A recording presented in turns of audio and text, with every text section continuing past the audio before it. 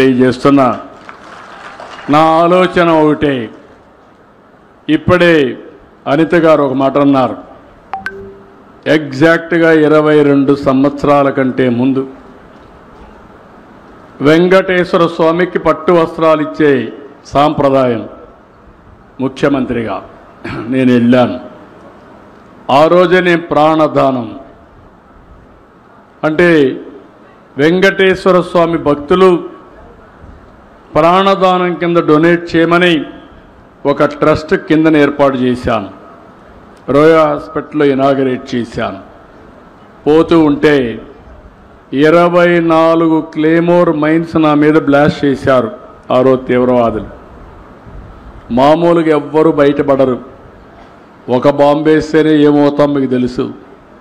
అలాంటిది 24 బాంబులు వేస్తే సాక్షాత్తు వెంకటేశ్వర స్వామి దిగొచ్చి నాకు ప్రాణభిక్ష పెట్టాడని చెప్పి మీ అందరికీ విజ్ఞప్తి చేస్తున్నా. నన్ను ఒక పర్పస్ కోసం బతికిచ్చాడు, ప్రాణభిక్ష పెట్టారు. నేను ఎప్పుడు ఆయన పాదాల దగ్గర ఎప్పుడు మా ఇంట్లో నుంచి చూస్తే 7 నామాలు కనపడొస్తాయి. అటు సైడ్ మంగాపురం చూస్తే అలాంటిది నేను ఎప్పుడూ గుర్తుపెట్టుకుంటాను. పవిత్రమైన భావంతో పనిచేస్తాం.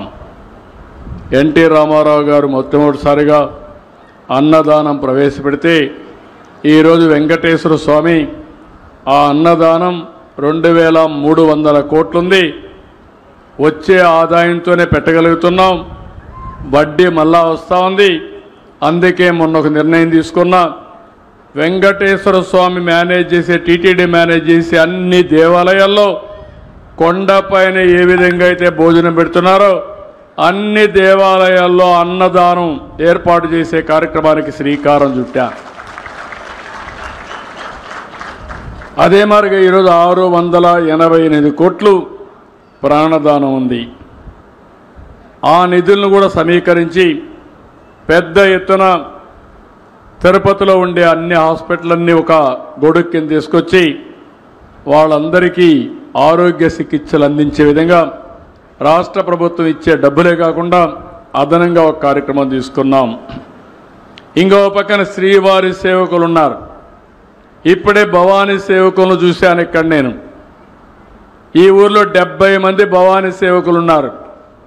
రాష్ట్రం మొత్తం చూస్తే దగ్గర 17 లక్షల మంది శ్రీవారి సేవకులు ఉన్నారు. నేనే ఆ కార్యక్రమానికి శ్రీకారం చుట్టాను.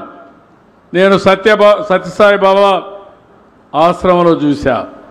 ఆ సత్య సేవకులు ఉండేవాళ్ళు, సాయిబాబా సేవకులు ఉండేవారు. ఆ స్ఫూర్తిని తీసుకొని శ్రీవారి సేవకులుంటే బాగుంటుందని నేనే ఇంట్రడ్యూస్ చేశా. ఈరోజు బ్రహ్మాండంగా పనిచేస్తూ ఉంది. నిన్న బ్రహ్మోత్సవాలు చాలా బాగా చేశారంటే ఎవరైతే శ్రీవారి సేవకులు వచ్చి వాలంటరీ వర్క్ చేసి బ్రహ్మాండంగా జయప్రదం చేశారు, వారందరినీ అభినందిస్తున్నా. ఇప్పుడు ఒక పిలుపు కూడా ఇచ్చాను. మొన్న డాక్టర్స్ ఉంటారు, విదేశాల్లో ఉంటారు, మీరందరూ రండి. ఒక వారం తిరుపతిలో పేదవాళ్ళకు వైద్యం చేయండి, తర్వాత దేవుని దగ్గరికి వెళ్ళండి.